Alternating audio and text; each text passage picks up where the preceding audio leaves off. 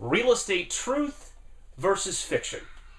Hi, I'm Phil Pustiovsky with freedommentor.com, and in this video I'm going to share with you how to distinguish between truth versus fiction in real estate. In his fantastic book, The Signal and the Noise by Nate Silver, he describes the difference between signal, which is truth, and the noise. And he points out that in this environment, there is a whole lot of noise.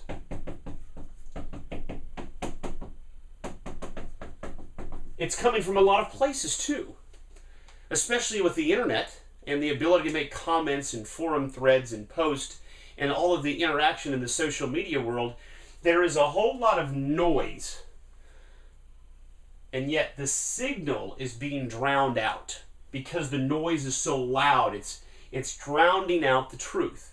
So for real estate investors and real estate agents and real estate professionals, oftentimes the local RIA club meetings, the local gatherings of your peers or your competitors, and many of these online forums, they have signal, but it's being drowned out by the noise. And perhaps even more dangerous is that the noise is being created by very well-intentioned people. They're not people that are out to ruin an entire thread and create a whole lot of chaos and confusion. No, they have the best of intentions. And who are these people?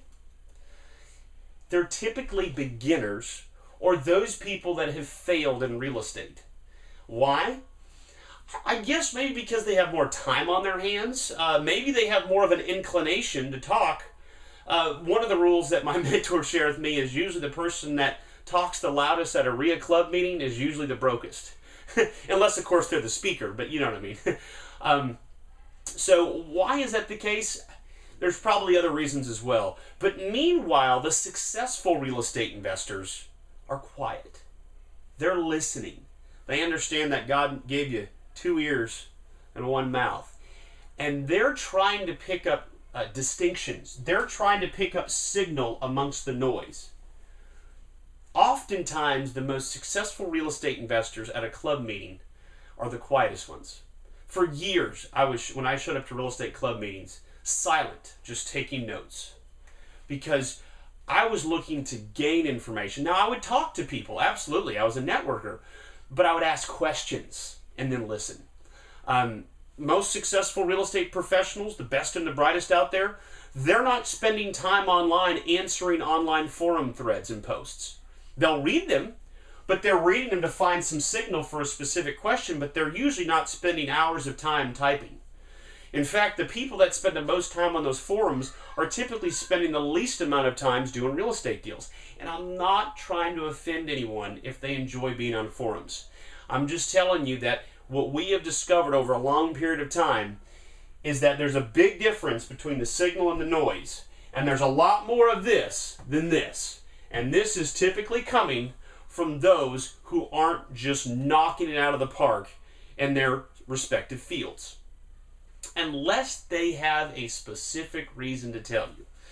So in all transparency, when you watch these videos and whatnot, I enjoy sharing this information, but I first of all don't tell you all my top secrets. I hold that back for just the people I work with. And the people I work with, I share in the profits with them. So I try to share everything I know because we split the profits and make money together.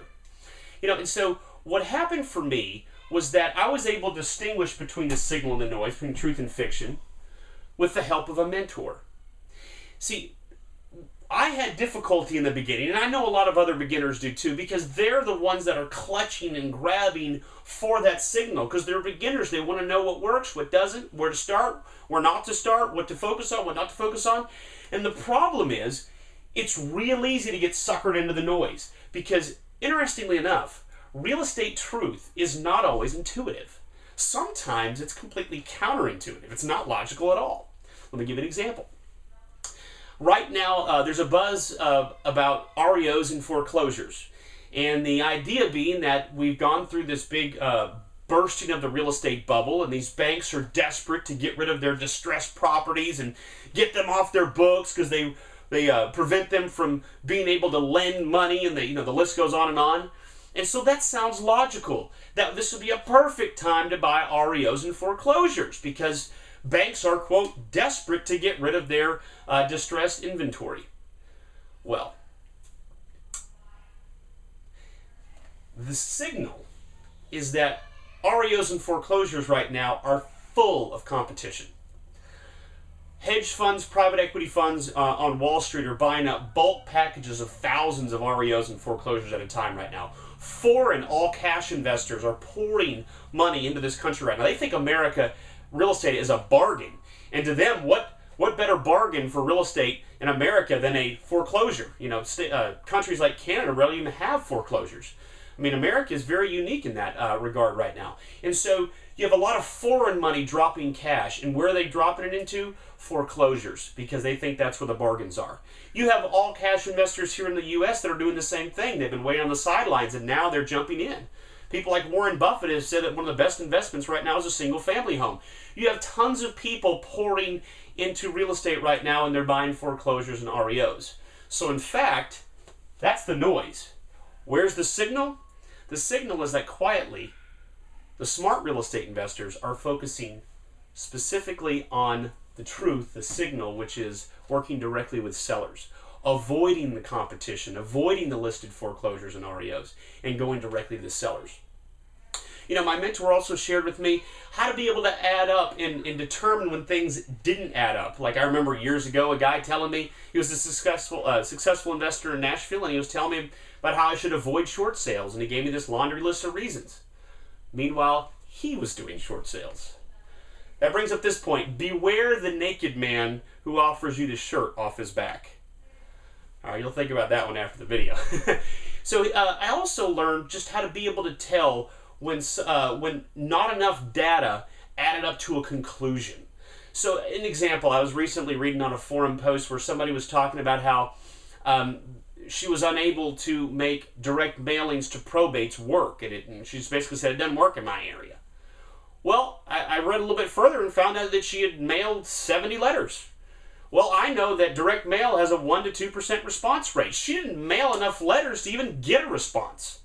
Does that make sense? So I knew that she couldn't make such a sweeping assessment for it to be signal with only 70 letters. Now, if she had mailed out 2,000 letters over the course of the last year and mailed to each person at least once a month, and she split tested her different letters, then all of a sudden I would look at that and say, okay, well, let me see. What were her statistics? What were her results?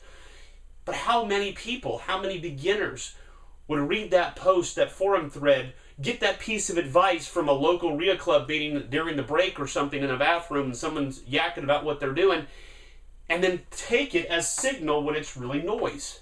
Happens all the time. Turns out the most successful real estate investors recognize signal instantly and recognize noise just as fast. Whereas those that are just getting started typically have a much more difficult time doing that. So how do you get over that? Well, common sense can help.